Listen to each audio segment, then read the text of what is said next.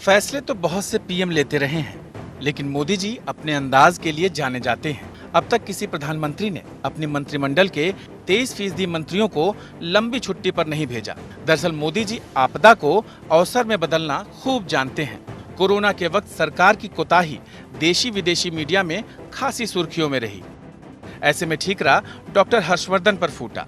स्वास्थ्य मंत्री की जिम्मेदारी निभाते हुए भी डॉक्टर साहब कोरोना प्रबंधन के साथ मटर छीलने के लिए वक्त निकाल लेते थे। सोशल मीडिया ने भी उनके इस हुनर को पीएम मोदी तक पहुंचा दिया। मोदी जी ने उन्हें अपने हॉबी के लिए अब खूब वक्त दे दिया है। सीजन भी मटर का है और हुनर हर्षवर्धन जी का।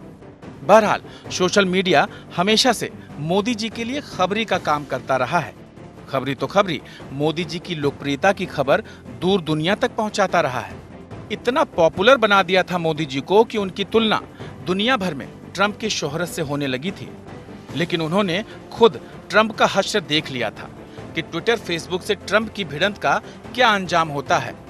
तत्कालीन आईटी मंत्री रविशंकर प्रसाद ने फर्जी पोस्ट पर ट्विटर की कार्रवाई को इतना तूल दे दिया कि सोशल मीडिया से लड़ाई को बीजेपी के सांस्कृतिक राष्ट्रवाद से जोड़ दिया। कू नाम के प्लेटफॉर्म को तवज्जो दी जाने लगी और ट्विटर से मोदी जी को भी कई घंटों तक परहेज करना पड़ा। फिर शव वाहिनी गंगा के वीडियो जब दुनिया भर में वायरल हुए तो सरकार की फिक्र बढ़ी और मोदी जी की नाराजगी भी। रविशंकर प्रसाद को मंत्री का पद मीडिया मैनेज करने के लिए दिया गया था, सोशल मीडिया से जंग लड़ने के लिए नहीं। दिलचस्प बात ये रही कि प्रसाद जी को आखिरी वक्त तक मोदी जी से ऐसा प्रसाद मिलने की उम्मीद नहीं थी। वो तो अपनी जिंदगी से इतना खुश थे कि संसदीय समिति की रिपोर्ट आई भी नहीं थी कि कह दिया कि हम रिपोर्ट से संतुष्ट हैं। मोदी जी को क्रोध आया कि जिसका अपना डेटा ही गड़बड़ हो, वो डेटा प्रोटेक्शन कानून क्या खाक लागू कर पाएगा। प्रसाद जी भूल गए कि फेसबुक, ट्विटर और व्हाट्सएप के जरिए चुनाव लड़ने की तकनीक से ही बीजेपी ने कांग्रेस को पिछले दो आम चुनाव में धूल चटाई थी।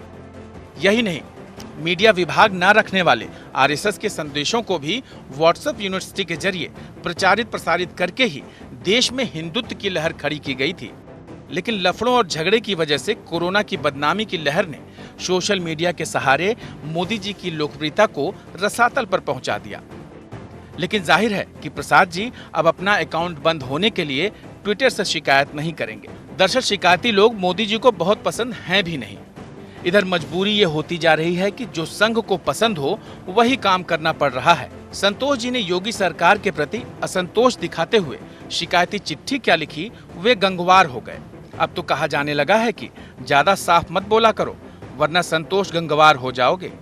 बहरहाल मोदी जी को ना चाहते हुए भी संतोष जी से असंतुष्ट होना पड़ा, जबकि संतोष जी ने मोदी शाह को संतुष्ट करने के लिए योगी जी के प्रति असंतोष जाहिर किया था। लेकिन इससे संघ रुष्ट हो गया और संघे शक्ति कलयुगे, ये बात मोदी जी खूब जानते हैं। इसलिए बार बार ये सवाल उठ रहे हैं कि मंत्रिमंडल विस्तार में मोदी जी की चली है या संघ परिवार की। बहरहाल इस तरह की अटकलें भी मोदी जी और आरएसएस को ही प्रचार देती हैं। इसलिए शब्दों पर जाए बगैर भावनाओं को समझना जरूरी है। ऐसा नहीं है कि मोदी जी का थावर चंद गहलोत के प्रति भावनात्मक लगाव कम हुआ है। गहलोत जी के आराम से काम करने की वजह से राज्यपाल की आराम की पोस्ट भी दे दी गई है। लेकिन सबको आराम इसलिए भी नहीं दिया गया कि जावड़ेकर पार्टी में पर्यावरण का ख्याल रखने में नाकाम रहे। साथ ही उन्होंने ये जवाब भी नहीं तैयार किया कि अगले साल तक देश में सिंगल यूज प्लास्टिक का इस्तेमाल बंद क्यों नहीं हो पाएगा। ऐसे में मोदी जी दिसंबर में कैनबरा की COP26 में क्या भाषण देंगे। सो समझा जा रहा है कि COP26 की वजह से मोदी जी कुपित हो गए हैं। प्रवक्ता के रूप में तो वो पार्टी का पर्यावरण दुरुस्त ही रख सकते हैं, लिहाजा उनका मंत्रालय भूपेंद्र यादव को दे दिया गया है।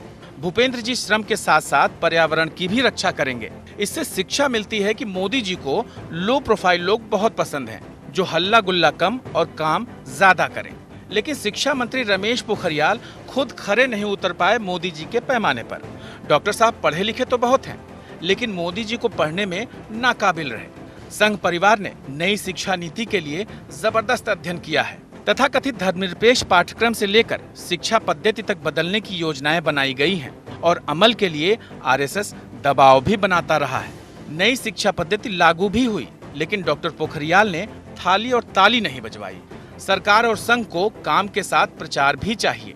खैर, अब पोखरियाल जी के पास प्रचार के क्षेत्र में पोस्ट डॉक्टरेट डिग्री हासिल करने का खासा वक्त मिल गया है। बाबुल सुप्रियो और देवोश्री चौधरी तो अभी राजनीति में ढंग से ग्रेजुएट भी नहीं हो पाए थे। पश्चिम बंगाल चुनाव की सप्लीमेंट्री परीक्षा में ही फेल हो गए। इनके अलावा कई ऐसे मंत्री भी थे जो अपने को ही सोशल मीडिया में फॉलो नहीं करते थे, जिनके आने और जाने का किसी को पता तक नहीं चल पाया। रतन लाल कटारिया, सदानंद गौड़ा, प्रताप सारंगी, संजय धोत्रे वगैरह वगैरह। बहरहाल मोदी जी ये फेरबदल कर कुछ देर के लिए ही सही कोरोना महामारी से लोगों का ध्यान हटाने में कामयाब हो गए हैं। अंशुमन त्रिपाठी, APN।